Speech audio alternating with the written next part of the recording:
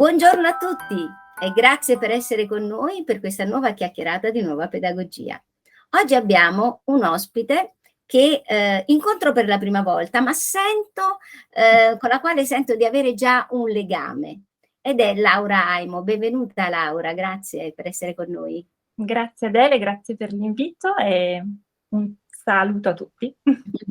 Allora, ho invitato Laura perché anche lei è una ricercatrice di nuova pedagogia, ovviamente. Ha da poco pubblicato un libro che vi mostro, che si intitola Un'idea di educazione estetica, scritta insieme al professor Roberto Diodato, in cui Laura ha fatto un po', secondo me, ha un po' ricalcato la motivazione che mi ha spinto a scrivere Pedagogia, un'arte in divenire, cioè quella di dare degli esempi concreti di pedagogia altra, per far vedere che c'è già tanto che magari noi non conosciamo, perché magari il mainstream non ne parla. Il mio libro di pedagogia viene citato più volte. Io, Laura, ti ringrazio tantissimo perché mi fa piacere, insomma, di averti potuto aiutare nella tua ricerca. Io Grazie perché il modo attraverso cui ti ho conosciuta, perché la mia ricerca era proprio andare alla ricerca di tutto questo e quindi tra queste 101 realtà che ho mappato, Scolagire non poteva mancare. Ti ringrazio tanto. Allora, Laura unisce l'attività accademica, leggo dal suo libro perché, ripeto, ci conosciamo da veramente pochissimo, è assegnista di ricerca di estetica all'Università Cattolica del Sacro Cuore, con quella professionale nel campo dell'educazione e dell'arte. Ok? È inutile dire che nella nuova pedagogia l'arte è al top, cioè c'è un'inversione della gerarchia delle materie, dove l'arte è al primo posto, proprio per il fatto che la nuova pedagogia spiega che un bambino, l'essere umano è curioso e creativo di natura. Se lasciamo ad un bambino questa naturale facoltà insita nell'essere umano, che è la curiosità, questo bambino da adulto sarà bravissimo nel problem solving, cioè sarà un creativo a 360 gradi. Ecco perché l'arte ha un ruolo fondamentale nella nuova pedagogia. Ma Laura, in un certo senso, è venuta, ha accettato insomma il nostro invito, perché lei tratta del campo, se vogliamo, culturale e artistico, parla di narrazioni. E allora, cara Laura, che ruolo avranno le narrazioni, visto che noi in realtà in questi ultimi 2 anni ne abbiamo sperimentata una che era tutt'altro che piacevole, che ruolo avranno le narrazioni nel mondo che verrà? Grazie Adele. Allora, il ruolo sarà centrale e a me piace dire che sarà un ruolo non sferico. E questo aggettivo così strano cosa vuol dire? Per cercare di spiegare cosa io intendo con questo aggettivo faccio un passo indietro e, come dire, condivido qualcosa di cui siamo tutti consapevoli, ovvero già prima di nascere noi siamo narrati. Siamo narrati nelle aspettative dei nostri genitori, familiari e anche quando pare che non siamo attesi, anche questa non attesa già fa parte della nostra storia e narrazione. Non solo, quando arriviamo qui siamo già dentro un tessuto di storie e di narrazioni spaziali, temporali, culturali. E poi un'altra cosa, tu citavi prima i bambini. Chiunque abbia avuto la fortuna di avere tra le braccia un cucciolo d'uomo sa perfettamente che queste anime che arrivano non sono dei fogli bianchi, ma arrivano già con un bagaglio. C'è questa cosa molto bella che narrare è legato al latino ignarus, che vuol dire esperto. Cosa vuol dire? Che noi arriviamo già molto esperti. Anche qui tante sono le storie che si potrebbero raccontare a riguardo. Di certo non arriviamo, come dire, sganciati da una fila, da una tessitura di fili che già ci vedono uniti.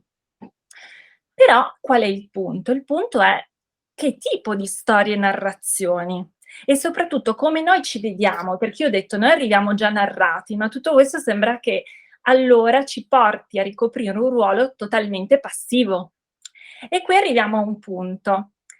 Si dice che il Novecento è la fine delle grandi narrazioni, perché vengono meno i grandi racconti delle religioni monoteiste, per esempio, in cui in qualche modo veniva dato ordine al caos, al divenire, e in qualche modo ognuno trovava un proprio posto, ma in cui, almeno a una lettura superficiale, come dicevi tu, quello che ci è stato passato per migliaia di anni è che come dire, l'importanza, il ruolo di ciascuno era piuttosto limitato, la capacità creativa all'interno piuttosto irreggimentata.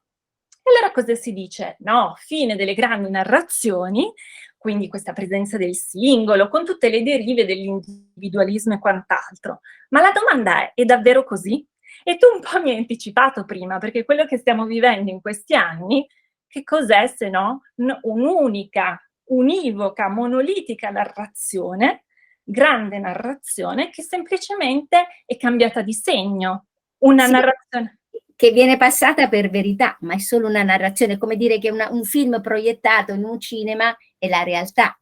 Infatti, il Dio è cambiato, è diventato il Dio scienza, dietro è semplicemente poi in realtà è un Dio inteso come un potere economico, perché poi questo ora che sta facendo muovere. Quindi anche quelli che sembrano i racconti, questo spazio di espressione e libertà, perché molto spesso appunto quello che ci viene narrato è guarda anche questi giovani, visto che noi ci rivolgiamo a bambini e ragazzi, i social, questo proliferare delle verità dei singoli, ma è vero così?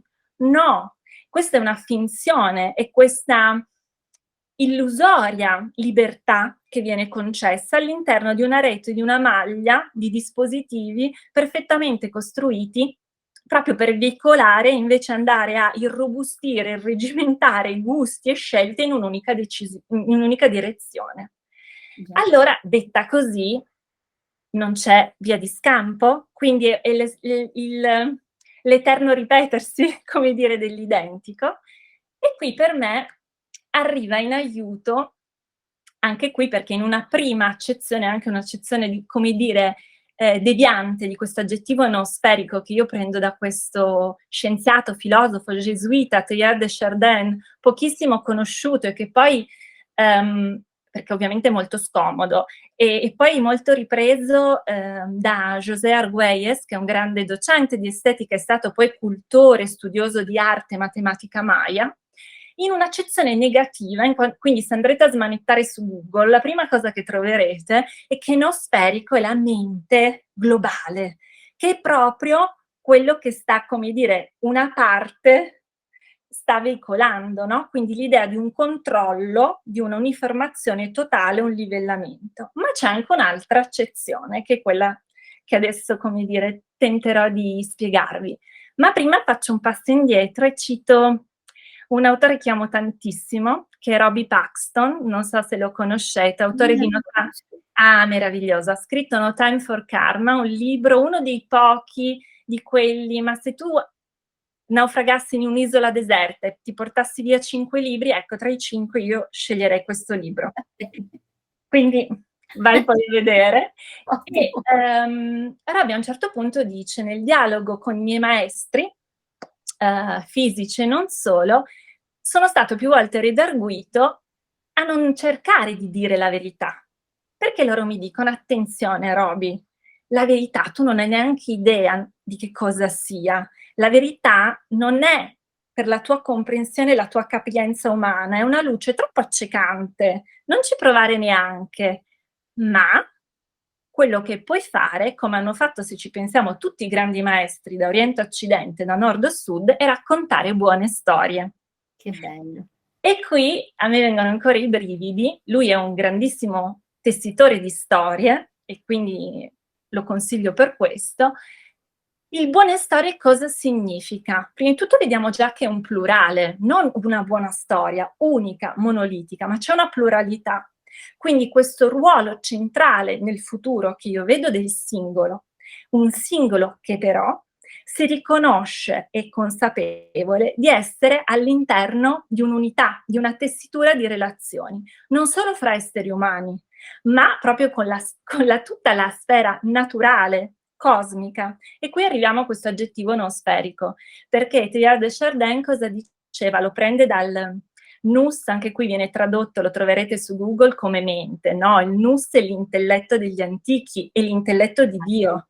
Quindi è l'idea per lui che quello verso cui stiamo andando è un'evoluzione inevitabile. La Terra è già passata dalla geosfera, come dire, quindi una sfera anche inanimata, una biosfera vitale animata, e stiamo giungendo a una noosfera. Qual è quindi? Una consapevolezza, un livello di coscienza di che cosa? Della nostra sì unicità, ma anche interrelazione ineliminabile.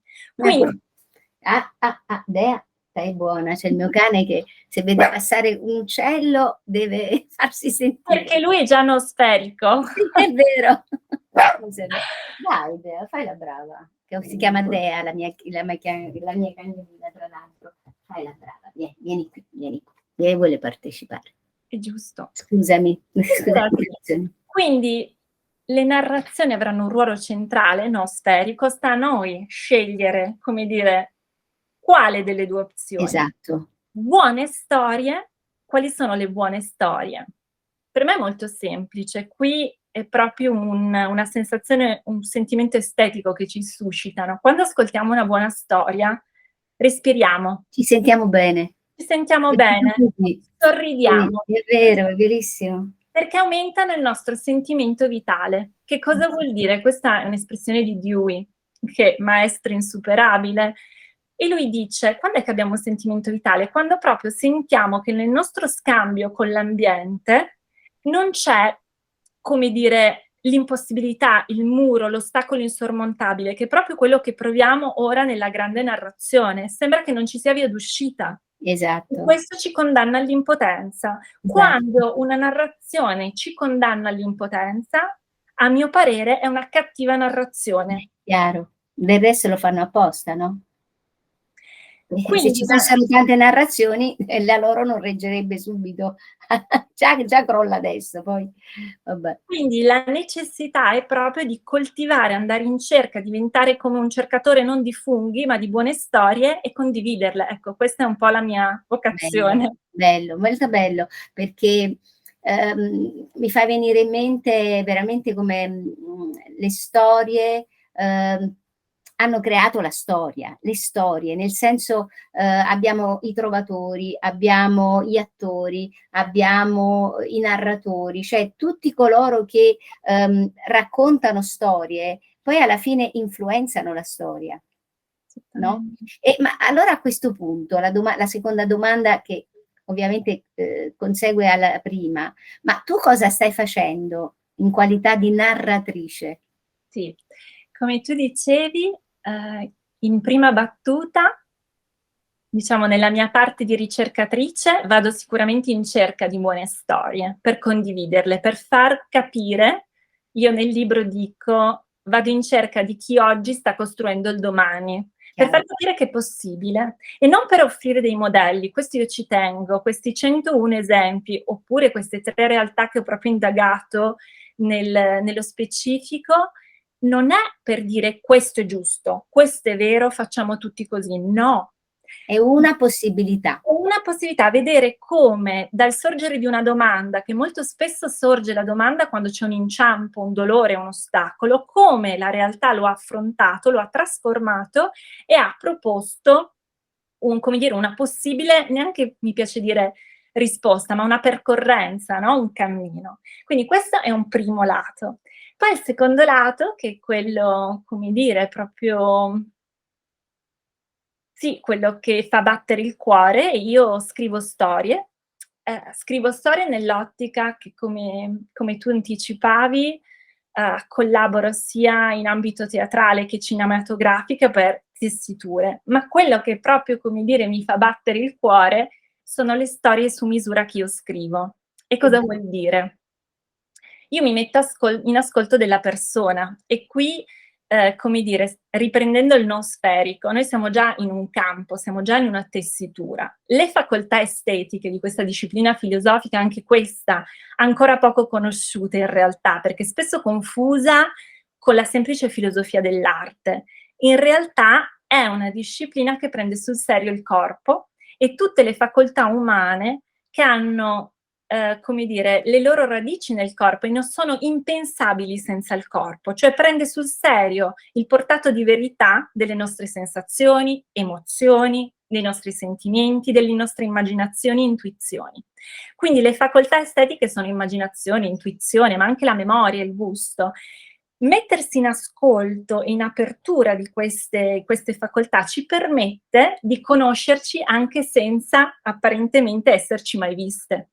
Quindi in questa possibilità io testo delle storie su misura che poi registro, proprio perché tutta questa idea è nata da questa rituale vero di una tribù dell'Africa che quando nasce un bambino non danno solo il nome a questo bambino, ma tessono già per lui una storia, sempre, come dire, a prova di quello che dicevo Un all'inizio. canto, un chiaro.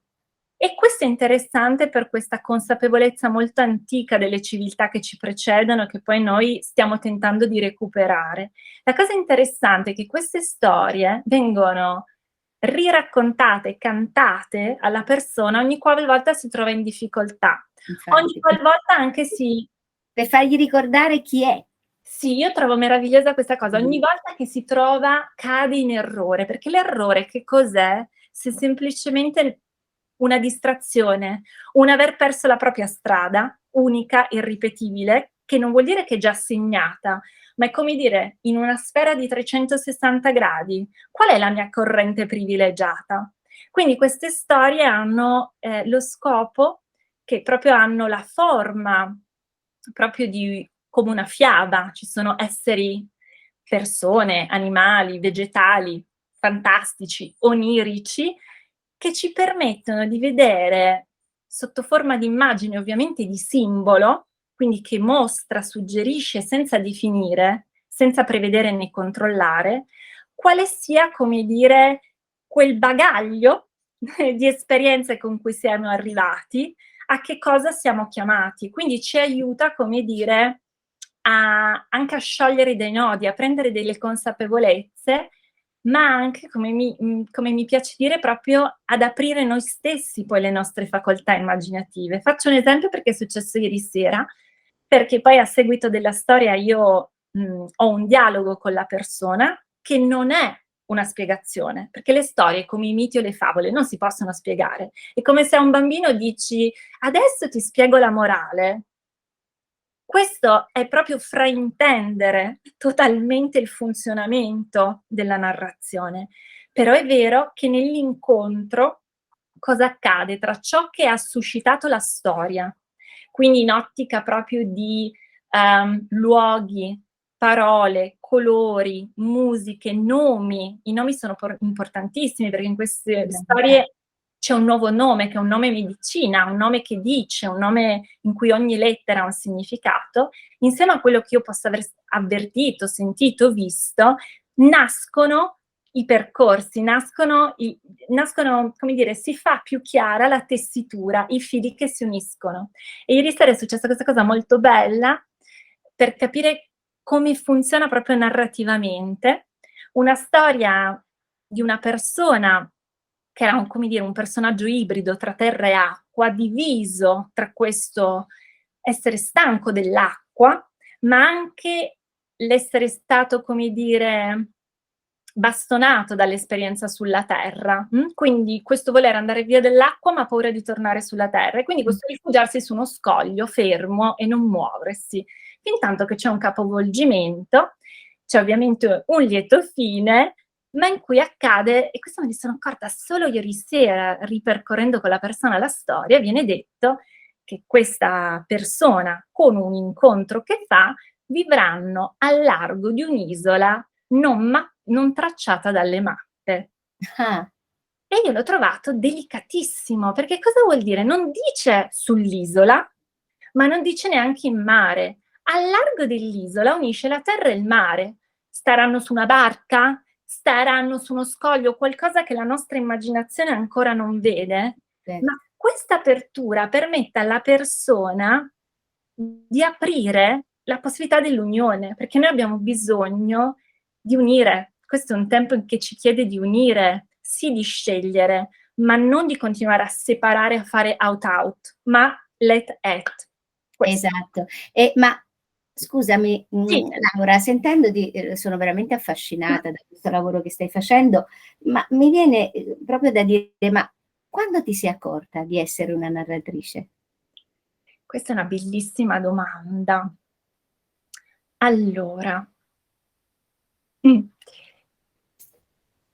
la prima cosa che mi vien da dire è che queste storie sono nate da 3 desideri che io avevo espresso, tra virgolette, "separatamente", ma poi poiché il NUS è molto più avanti di noi, mi è arrivata, come dire, la realizzazione unita.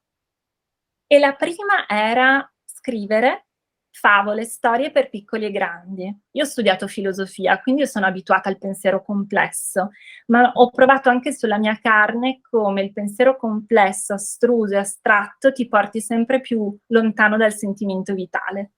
E quindi per me, dopo tanto studio, era la necessità di tornare alla semplicità dell'infanzia, dell'innocenza Che e bello. anche quel semplice che a me ha sempre nutrito, anche quando, come dire, io sono un'amante di tutto il mondo dei cartoni animati, delle favole ed anche dei fantasy di qualità.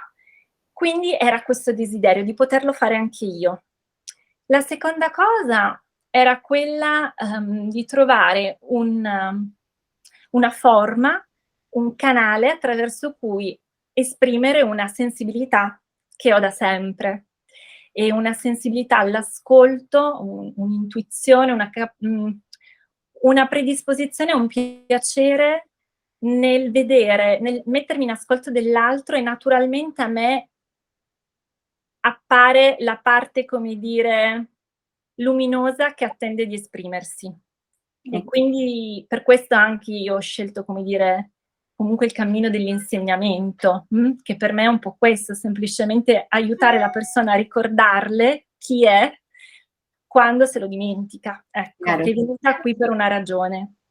La terza ragione, il terzo desiderio è che questo è uno di quei desideri che proprio anche gli autentici desideri si capiscono quando ci fanno sorridere, quando li pensiamo ci fanno sorridere, È e che io così? volevo trovare volevo esprimere la mia voce, Ah, perché io per tanto tempo non ho amato la mia voce, ma poi dai. col tempo è cambiata e la cosa curiosa, io non lo faccio apposta, perché io non ho fatto studi, come dire, di voce o di recitazione, che quando io racconto le storie la mia voce cambia totalmente, ma non è Beh, una scelta. perché entra la subpersonalità della narratrice, chiaramente. Questo. Quindi Bello. nasce da questo.